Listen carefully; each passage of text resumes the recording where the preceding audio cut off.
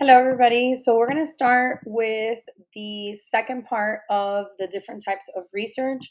And this second part, we talked about descriptive research, which was basically using kind of like the first step, right? After observation. And then, so they're going to use either naturalistic observation, they're going to use surveys, or they're also going to be using case studies. Okay. So, they're going to be using those ways of collecting data. Once they do that and see that, okay, there's some type of thing interacting between these variables, okay, that they're testing. So then they move on to the next step, which is basically here, it's going to be, I'm going to show you, it's going to be the correlation, right? So we kind of went here, we formed some form of hypothesis, then we're going to define that and we'll talk a little bit more about that. But right here, we are in correlational studies, okay? So first thing I want you to do is at the top of your paper, you're going to write video notes, correlational research. Okay. And again, what's on here on this PowerPoint is not what needs to be in your notebook. It's what I'm telling you to write down. Okay. And then I think the best way to do this is I'm going to make sure that um, I can pause or I'll tell you like when to write. Okay. Okay, so I'm gonna have to kind of keep it like this in order for this to work. So we're just trying to figure this out. Okay, so we're kind of right here in this section of what we're going to be talking about. So the top of your paper is going to be correlational research. Okay, so what is correlational research? Let me Okay, so we're actually going to start with what I want you to do. I'm not going to put up all that information on there on the PowerPoint because I know what's going to happen. You're just going to copy the PowerPoint information. Okay, so what I really want you to focus on is you're going to put the first subtopic is going to be correlational research. Okay, and then after that, your next bullet is basically what is this correlational research, which is basically your first bullet is that you're determining if there is a relationship between two variables. So make sure that you write that down. We're basically seeing if there's a relationship between two variables, okay? And basically in a correlational study, they do not do any manipulation of variables, okay? So make sure you write that down. There's no manipulation of variables. You just have two variables and then they're going to see how they interact with one another, okay? Now, next up here is that it does not show, right? So next bullet is going to be, it does not show cause and effect, okay? Because again, there's no manipulation of the independent variable, okay? So they're going to see if these variables have any type of relationship between them, but it cannot determine cause and effect. So a lot of people get confused because just because they see, for example, a correlation would be if you exercise, then if you do exercise, then your cardiovascular health is going to increase. Now, however, it doesn't necessarily mean, right? They're just showing that there's a relationship. It doesn't mean that just because you exercise, then for sure you're going to get a healthy heart, right? That's not exactly how that works. There's just some form of relationship, okay? Now, typically we do a correlational study, right, before they do an experiment. And reason being is because typically experiments are a little bit more in depth. There's a lot more manipulation of variables, variables you need to control, okay? So with this one, with correlation, it's just to see if they should proceed to the next research, like if they should do an experiment to see if one causes the other. Okay, so for example, um, it, hold on. Now, the key for correlational studies that you need to write, like really big capital letters, is basically that correlation does not mean causation. And if you've seen my classroom and looked around, in the front of the classroom, you'll see this sign that literally says correlation is not causation. And by the way, they always ask questions on this, which your answer is always going to be correlation does not cause, is not causation, basically. Okay. Now, there are technically three types of correlations. Okay. Now, before we get in there, I want you to write down some strengths and weaknesses of correlational research. Okay. So, the positives of correlational research is basically that it can predict outcomes. Okay. So, it can predict that if you do exercise, it is going to improve your cardiovascular health, right? Like there is some type of relationship. Um, doesn't mean just if you do the exercise that you're going to get a better heart, right? Or better heart health.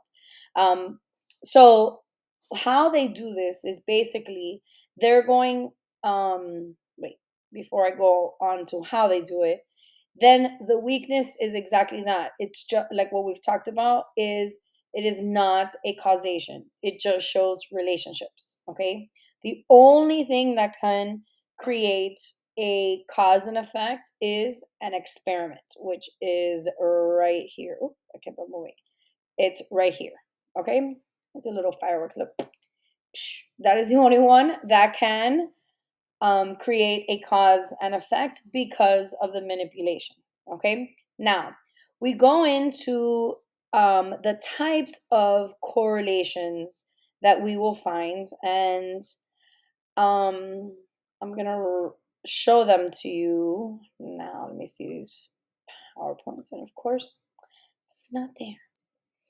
Okay, so in your notes, I want you to put as a subtopic, right? Skip a line, and then I want you to put a subtopic of types of correlation. Okay, so that'll be your subtopic. And the first one we're going to talk about, and you could put number one or a star, is positive correlation right here. Positive correlation. And basically, this is when you're collecting data, okay? What happens is that the two variables go in the same direction. Okay? So write that down in your bullet. So variables go in the same direction. Now, next bullet I want you to write, which is basically if one variable increases, then the other one also increases. Okay? So if one goes up, the other one also goes up. Now the next bullet. If a variable goes down, then the next variable will also go down. Okay, so it doesn't matter if they're increasing or decreasing, just both variables need to um, be going in the same directions. Okay, now, for example, if like the variable will be height and weight. Okay, so I'll show you height and weight here. You have these are two dependent variables. When one increases, the other one increases as well, right? So as your height increases, your weight increases as well. Here's another example. If your golf score increases, your golf course will increase based on if your years of playing also increases, right? Now, these may not have any correlation, right? But maybe, which is if your IQ scores are higher, right, increases, then the size of your big toe also increases, right? If your IQ scores decrease, right, it could be the size of your toe is also decreases, okay? Same thing for the next one. Salary increases, happiness increases, right? Salary decreases, happiness decreases. Now, these are what would be considered all positive correlations because as one goes up or down, the other one does the same. Okay? These are some good examples that you may want to write down and just jot down on the side that they're increasing. If one increases or decreases, the other one is going to do the same. Okay? Those are just some examples. Another example that's one that you guys will probably know is that if you're like if you do your homework, right? The more you do your homework or training assignments, right? Or reviewing, the better the increase of your test score. Okay? So those are just some examples. Now, the second type of correlation, right? And you're going to want to write this down. Number 2 is going to be negative correlation. All right? And this is when the two variables go in opposite directions of each other. So if one goes up, the other one goes down, right? If one goes down, the other one goes up. Okay? So with negative correlation, and again, disclaimer, this is not my PowerPoint, I'm not sure what's wrong. This is probably not a good example, but maybe it is. I don't know. But this is when heroin use, if there's an increase in heroin use, then decrease in grades. Okay. Another example, much more that what we could relate to, is basically if the number of hours watching TV increases, then your GPA decreases, right? So the more you watch TV, the less your grades will deteriorate, right? If you increase in exercise, it will decrease in weight. Okay. Another example. So you should be writing down these examples. You may want to pause it, but write down if you could think of other ones. Those are great. We are going to work on this a lot in class because it's definitely one you need to be able to do. Okay. So, like the more time you're on your phone, less time sleeping. Okay. Now, the third type of correlation is what's called, and let me it's basically what's called the illusory correlation, okay, which is, and write this down, it is the perception of a relationship between two variables that does not exist. Okay, I'll repeat it. So it's a perception of two relationship. I'm sorry. It's a perception of a relationship where it's perceived, right? Perception of relation where it does not exist between the two variables. Okay, so for example, if you are in a Hispanic household, right, and your parents or your mother has said, don't walk around with no shoes or don't go to sleep with your hair wet. Now, we believe that there is a correlation, but there has been no study that shows a correlation between going to sleep with your hair wet and getting sick. Okay? These are just like this explains superstitious beliefs. Okay, so many times, again, like what we talked about in class, that we're constantly looking for patterns.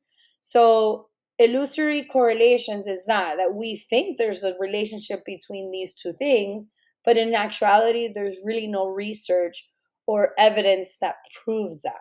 Okay, and usually with this, you will see what's called like no correlation, and I'll show you what that looks like when we graph it, like, right? So when we collect data.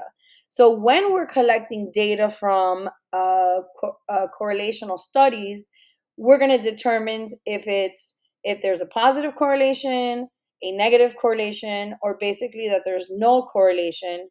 And many times we have what's called the illusory correlation, which we believe there's a relationship between two things, but it really does not exist.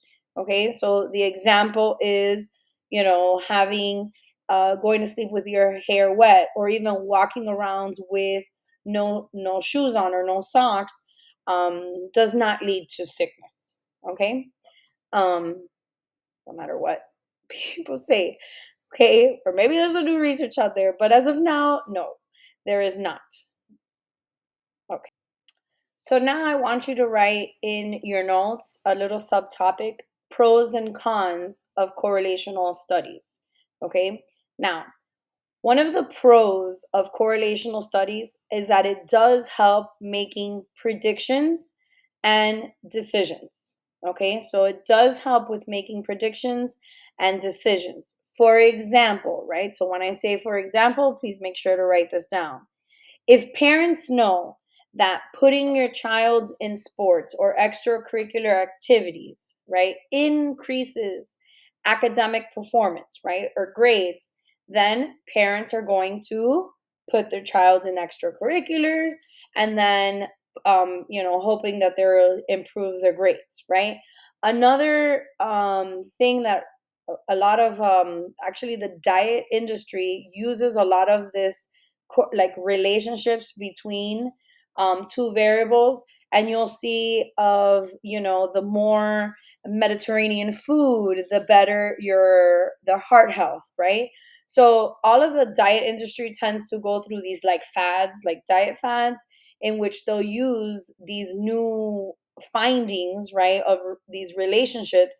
And then the way that they kind of tell it is more very much like these are facts, right? Like cause and effect. When in reality, it's really a relationship.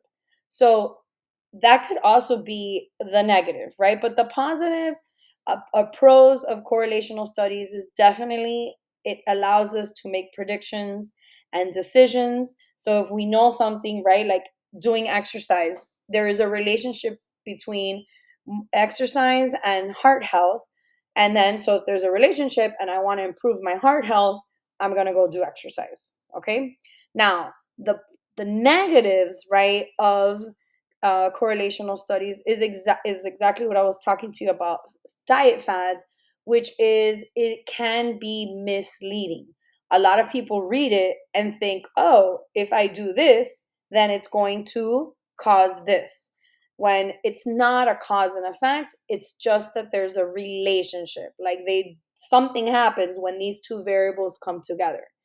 The thing is that with correlational studies, again, make sure to write this down, is that we don't know which variable is affecting the other, right? So maybe, like, for example, if they say, um,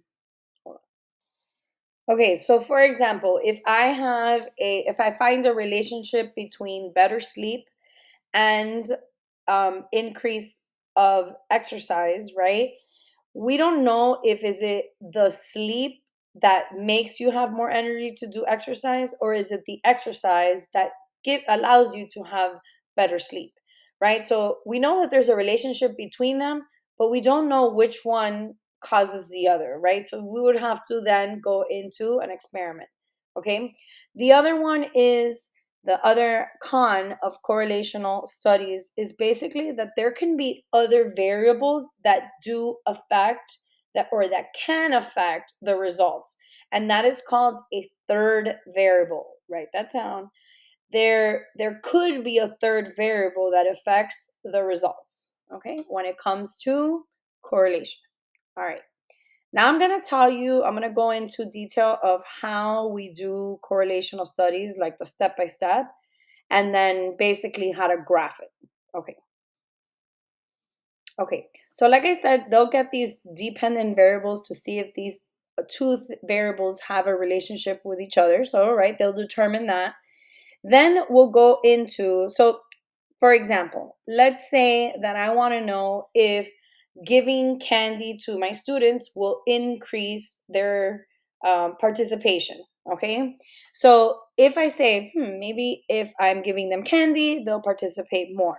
Okay. So then I'm going to have to do what's called the operational definition. I'm going to have to tell you step by step how I'm going to collect, right? So, sorry, let me go back a little bit. So, in your notes, please write steps to correlational studies. Okay, so the first one is to pick two variables, right, to see if there's a relationship, right? My example is if I give students candy, then will they increase their participation? Now, if you notice, that sounds like a hypothesis because that's exactly what that is. They have to form a hypothesis in order to kind of determine, okay, what am I exactly studying? What variables am I looking at? The next step would be the operational definition. This is step 2. Operational definition is basically my step by step detailed information of how I'm going to collect data. But more importantly, okay, and make sure you write this down, is that you are defining specifically how you're going to measure the behavior. So, for instance, if I'm talking about if I give students candy, then their participation will increase. Well, how will I know about participation? How do I know they're participating? So, I have to determine in my operational definition that what is participation. So, I would say I'm going to count how many times they raise their hand. Okay, that then lets me know that they're participating. Okay, so please make sure to write that the operational definition, what it needs to be detailed, it needs to show how you're going to measure and observe, which is basically count the behavior. Now, my example, make sure to write the example, which is more if I give them candy, then will they participate and participate? I'm going to measure that by raising their hand. Okay.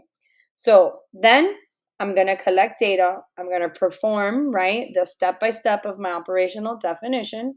And I'm going to collect data from my people. And then once I get my information, it's going to be in a scatter plot. Okay. This is the third step, right? I'm not going to go into like how they get the people and all that because I'll go into that a little bit separate with experimental. But this scatter plots, I suggest you do this as a subtopic or put that as the next step, which is basically how they plot the data. And it looks exactly like that, like little dots, okay? And each of those points are basically when the behavior that they were observing and measuring happened, okay? Now, they're not manipulating anything, they're just seeing if there is some form of relationship.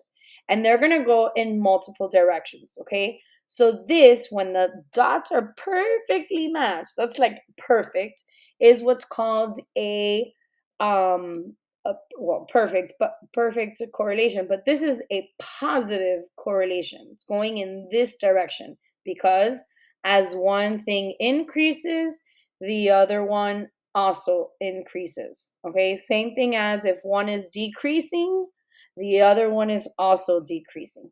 Okay, now the second one is a negative correlation, and it looks like this. And you're going to want to draw this.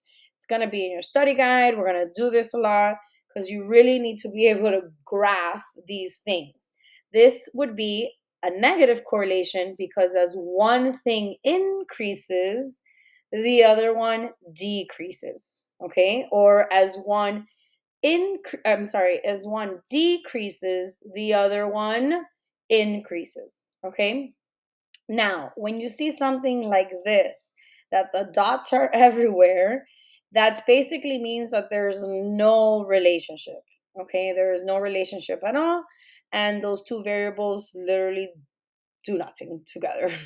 Okay. So that would be your scatter plots. Now, correlational coefficient. Okay, this would be the last little notes for correlational studies. Now, correlational coefficient is basically the stats of how to graph this information. Okay, but lucky for you, you're not going to have to figure out the calculations for correlational coefficient. You're not going to have to figure out exactly where you're pinpointing. It's just to get an idea.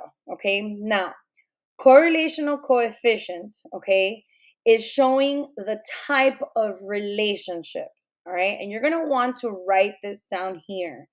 So the R is basically the correlational coefficient. And then you're going to have this. You're going to have a plus sign or a negative. If it's positive, that means it's a positive correlation.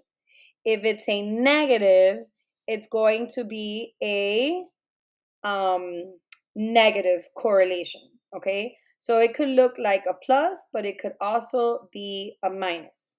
All right, and so the way I tell my students to learn this is you're gonna kind of do a number line. Okay, we might do this again in class, and you basically go. We have 0. And 0 means no correlation, right? There's absolutely no relationship. Now, over here, you're going to have 1, positive 1. So these are positive. And over here, you're going to have negative 1. Now, what they're going to give you is basically a number, okay? And either it's going to be positive or negative. It doesn't matter if it's positive or negative, it just means what type of correlation it is. But, and write this down, the closer the number is to 1.0, positive or negative, that means the stronger the correlation. Okay? So the stronger the number is to 1, the stronger the correlation. Now write this down too. The closer the number is to 0, the weaker um, the relationship is between the two variables. Okay, so they could give you, and they're going to give you this, an option of, let's say, negative 7.78. Okay, and they're going to tell you what type of relationship is this, and you would say this is a negative correlation, and the relationship is strong between the two variables because 0.78 is close to the 1. And honestly, sometimes for my non-math people, I think of like coins, right? So if I think of like I want to get to my dollar, right? This is my dollar. The closer these cents are to the dollar, the stronger the relationship is. The further away it is from the dollar, the weaker it is. Okay? So that is basically correlation coefficients. And that's a wrap. I promise you, we're going to be doing a lot of exercises for this so that it's definitely a practice. Okay? I'll see you in class. Bye.